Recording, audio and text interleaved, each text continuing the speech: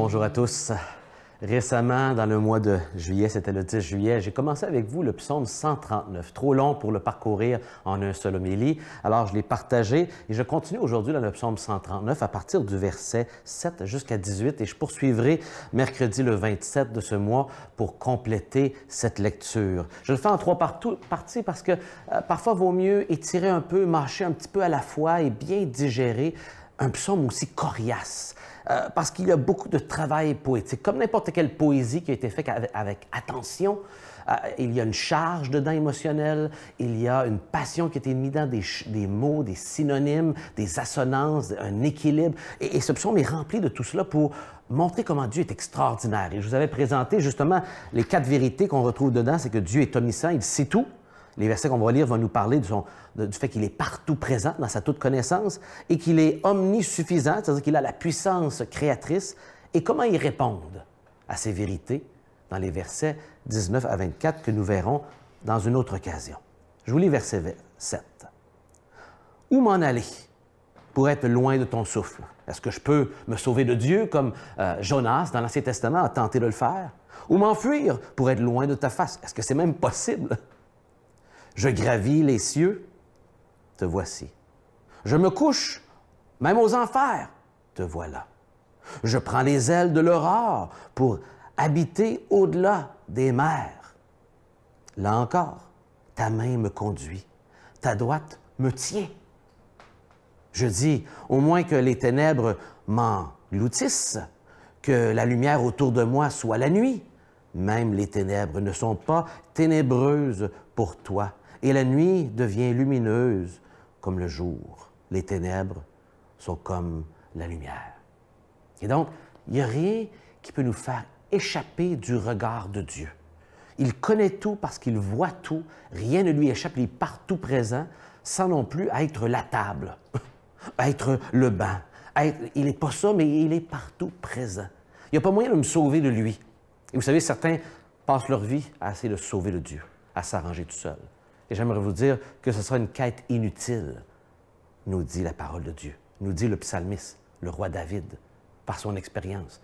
On ne peut échapper à son regard. Et il poursuit maintenant, au verset 13. C'est toi, et voici pourquoi, dans le fond, rien ne peut lui échapper. Ben, c'est toi qui m'as créé, qui as créé mes reins.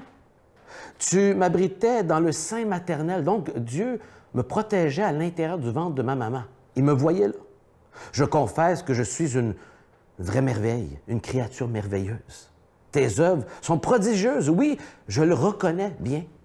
Mes os ne t'ont pas été cachés lorsque j'ai été fait ou tissé dans le secret, tissé dans une terre profonde, l'image des profondeurs du ventre où il a été fabriqué comme on tisse et qu'on fabrique un morceau de linge.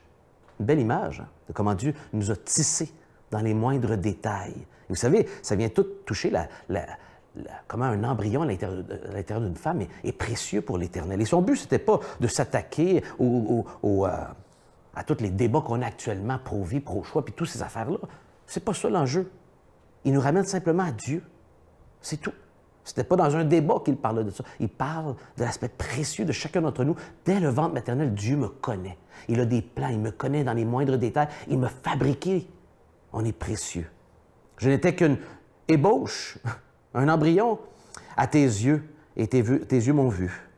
Dans ton livre, ils étaient tous décrits, ces jours qui furent formés, quand aucun d'eux n'existait encore. Ils connaissaient tout ce que ma vie allait produire.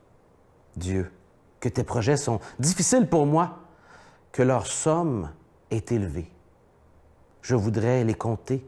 Ils sont plus nombreux que le sable. Je m'émerveille et me voici encore avec toi.